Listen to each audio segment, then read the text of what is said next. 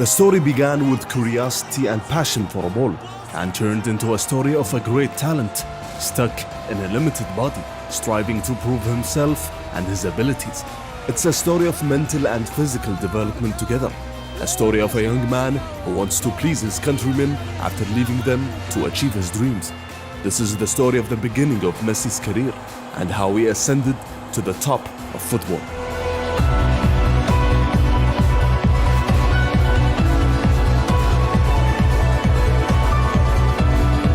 Immens Messi, encara Messi, encara Messi, encara Messi, encara Messi, encara Messi, encara Messi, encara Messi.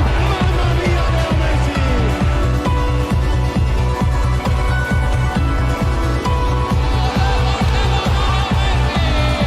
El triplete del Barça. In the province of Santa Fe, particularly in the city of Rosario, Lionel Messi started his footballing career at a very young age. He always played with his older brothers Rodrigo and Mateus, and at 5 years of age, he played with the local Grandoli youth team. And despite his age, you can already see his change of pace and great dribbling skills. And usually coaches at that level would emphasize passing the ball, but nobody told that to Messi.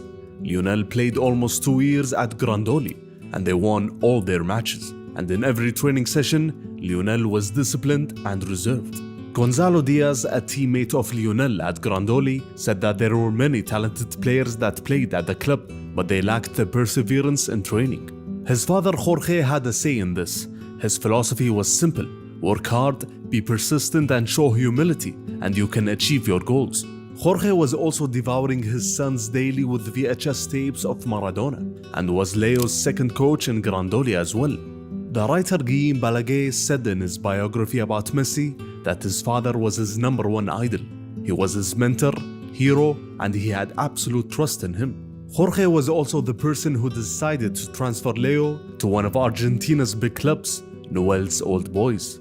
Lionel was a key part of what was later called the Machine of '87, an unbeatable youth side. ¿Y apellido? Lionel Messi. El mejor jugador de la cancha. Fuiste elegido por nosotros, ¿lo sabías? No. 2 goles hiciste, ¿no es cierto, Messi? ¿A quién le querés dedicar este campeonato? A mi papá, a mi tío y a toda mi familia, a todos los que me conocen. One of the players' fathers mentioned that Messi scored approximately 100 goals per season, which also meant that Leo had scored almost 500 goals with the team between 1994 to 2000. But there was an issue. At the age of 10, Lionel's parents decided to consult a specialist after the advice of one of Newell's directors. They noticed that Lionel was smaller than the other kids, as he was about 10 centimeters shorter than the average kid at his age group. They went to Dr. Diego Schwarnstein in January of 1997, and the diagnosis took about 6 months to determine Leo's problem: partial growth hormone deficit.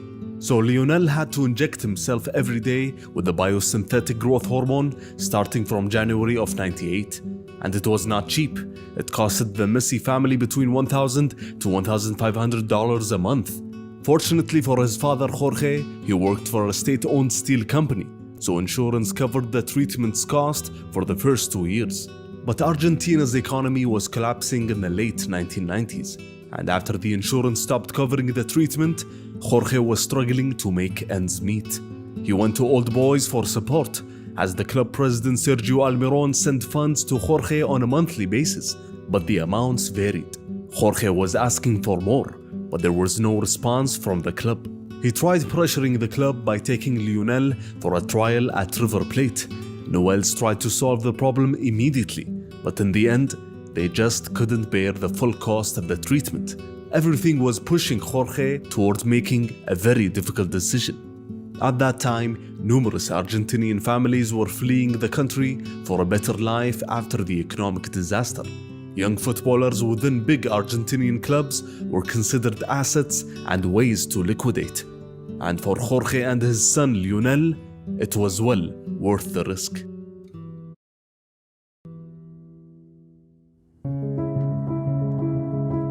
After the trial with River, an agent called Horacio Gagioli was informed of Messi's talents. He had a relationship with the prestigious Catalan agent Josep Manguela, whom was very close to Barcelona and was responsible for Maradona's transfer to the Blaugrana in 1982. Horacio asked for tapes of Lionel from Jorge and sent them to Manguela's office. Then Mengele talked to his friend and then Barca sporting director Carlos Rexach and insisted on setting up a trial for Lionel. Jorge and his son Lionel flew to Barcelona in 2000 for the trials, and in each session, Lionel gave it his all and was impressive, but there was no decision from the club. When Rexach came back from the Olympics, he had the chance to see Messi at the end of his trial. He was convinced and thought that Barcelona had to sign the youngster immediately. But there were some doubts inside the club. No one wanted to bear the responsibility of a family that risked everything and left their home for this opportunity. And success was not guaranteed, and there were no guarantees that all the costs behind signing Lionel would be repaid on the field. So Jorge and his son Leo went back to Argentina in the beginning of October after missing way too many school days. Many factors resulted in Barcelona stalling the signing of Messi. First, Lionel was a small foreign boy who was only 13 years old, and La Masia directors at that time preferred local players who were around 15 or even 16 years of age. Second, Barcelona had to find his father some work in accordance with FIFA regulations, which banned any signing of foreign players under 18 unless he was accompanied by a parent. Jorge also asked to live with his son in an apartment outside of La Masia's campus. Third, Barcelona was struggling with several first-team issues after their superstar Figo had left, so signing a 13-year-old foreigner was not one of their priorities, especially with all the costs attached to Messi from hormone treatment to private accommodation. After 2 months had passed without a response from Barcelona, and with Jorge getting more frustrated by the minute, Rexach came up with a solution to calm things down. With the presence of Mengele and Horacio with Rexach at the Pompeia tennis club, Carlos signed a napkin, and he wrote on that napkin that he was committed to the signing of Messi as per the previously agreed figures, and regardless of opinions on the contrary. That last phrase is crucial, as it points to some board members who were against the idea of signing Lionel and all the various costs attached to the youngster. It was an important step before signing the first official contract, and in January of 2001, all parties agreed on the signing after President Joan Gaspar gave his final nod on all of Jorge and Messi's requests, including the hormone treatment. Jorge and Lionel took their first big step towards achieving their goals, but there were still some difficulties. Lionel broke his left fibula in only his second match, and when he came back 2 months later, he had an ankle injury straight away. And Leo's mother had to go back to Argentina, as living in Catalonia was proving to be difficult for his brothers and his little sister.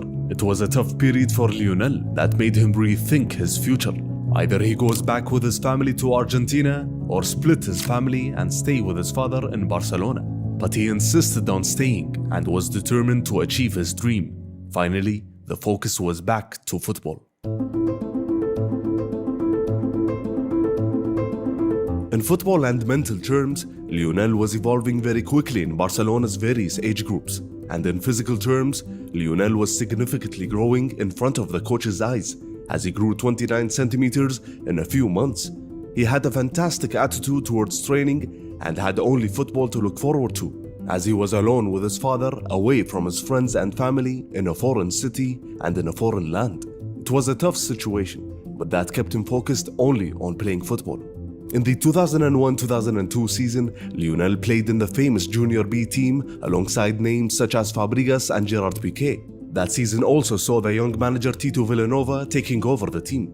In the following season, and under the coach Alex Garcia, Lionel started to truly shine, as he played in every match and was the top goal scorer of the team. Garcia used to experiment with Messi in many different positions within the lineup, but Leo preferred to play centrally behind the striker and not stuck on the wings. That team won every single title at hand, and despite the weak scouting system in 2003 compared to today, that Cadet A side attracted some eyes. One of them was Arsenal's representative in Spain, Francis Cagigao, who was astonished by Messi's talents and connected with his father Jorge. Arsenal were the first European club to send Leo an offer since he arrived in Barcelona, but too many obstacles made the signing difficult. But despite that, Arsenal succeeded in signing Fabregas. As the youth side thrived in Barcelona, the first team was in dire crisis. The return of Van Gaal was considered a failure, and the new signings flopped as the Blaugrana ended the season with their worst league position in 15 years. Barca president Joan Gaspar resigned, and fresh faces entered the fray. It was a new era for Barcelona. And this new board and management were aware of the many talents within the club, as Lionel Messi signed a new contract until 2012 with a buyout clause of 30 million euros, which increases to 80 million euros if he got into the Barca B squad, and 150 million euros if he managed to get into the first team. In the 2003-2004 season, Messi played in 37 matches. What's fascinating about that season was his meteoric rise between the ranks. He started that season with the under-19 B side in August, then played some matches for the A side of the same age group, and that caught the attention of first-team manager Frank Rijkaard, who was in need of youth players to fill the squad for a mid-season friendly against Porto for the opening of their new Dragao Stadium in November. Most of the first-team players left for international duty, as Messi debuted with the first team in the 75th minute at the age of 16 years and 145 days, wearing the number 14 shirt. When he came back from that friendly, he immediately played with the Barca C side for the first time. 11 matches were enough to promote him once again to play for the Barca B side. In the final stretch of that season, Messi was alternating between all of these age groups, excluding the first team. Whenever any age group in Barcelona was struggling that season, they would ask Messi for support and to help them win, either by playing with players of his age or with players 4 years older than him, as was the case in the Barca B side, which played in the 3rd division of the Spanish league. His father Jorge recalls, "Suddenly we went from nothing to everything we had dreamed of." When Messi stopped his hormone treatment at 14 years of age, Barca staff made him a special training regime to focus on his physical strength and speed by increasing his lower body muscle mass, and the change was clear. But despite debuting with the first team at 16 years of age, Lionel had to wait a while before returning to Rijkaard's side again. That first team was restructuring under new stars like Deco, Ito, Ronaldinho and Xavi. That's why in the 2004-2005 season, Leo was a permanent starter for the Barca B side. Rijkaard was aware of Messi and talked to his father about his extraordinary attributes, but he wanted them to have some patience as he waited for the right time to use him. Leo started taking part in first-team training sessions, as Barca left-back Giovanni Van Bronckhorst said that Ronaldinho mentioned in Messi's first training session that he's going to be better than him. But the reality was that Messi was not ready. He played for Barca B, who played in the 3rd division. On top of that, he played in a 3-4-3 system as almost a second striker. And despite the insistence of the coaches on Leo staying on the wings, the Argentine loved to dribble inside with the ball towards the central areas. The specific role doesn't have a place within the 4-3-3 system that the first team used. It was also very rare in those days for a 16-year-old or 17-year-old to feature with the first team in official matches. But as days had passed and with each training session with the first team, the doubts started to disappear. And almost a year after his debut against Porto, Rijkaard subbed in Messi in the 82nd minute in a tough match against neighbours Espanyol. It was not a change to appease the fans and win them over. The Argentine was asked to impact the match. At 17 years and 4 months, Messi became the youngest Barca player at that time to play in an official match. Messi continued the season alternating between the first and second team. Despite being on the bench most of the time, he gained a lot of experience just by being around professional players, either inside or outside the pitch. Ronaldinho was one of the players that had a big impact on Messi, as he gained his trust quickly and became like a big brother to him, along with Deco, Silvinho and Motta. With Barcelona closing in on a league title, Messi got another chance as he came on as a substitute in the 88th minute against Albacete. With 2 minutes left, Ronaldinho found him on 2 occasions. The first was called offside, which seemed incorrect. On the second try, Messi succeeded in scoring his first of many goals for Barcelona.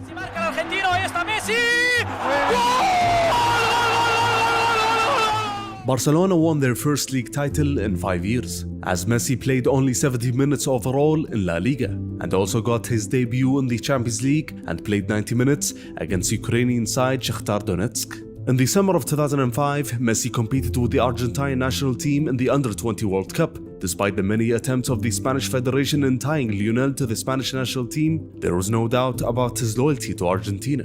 The world was amazed by Messi's performance in the tournament, as he scored 6 goals in total and 2 goals in the final against the Nigerian national team. Lionel was named player of the tournament after Argentina won the final.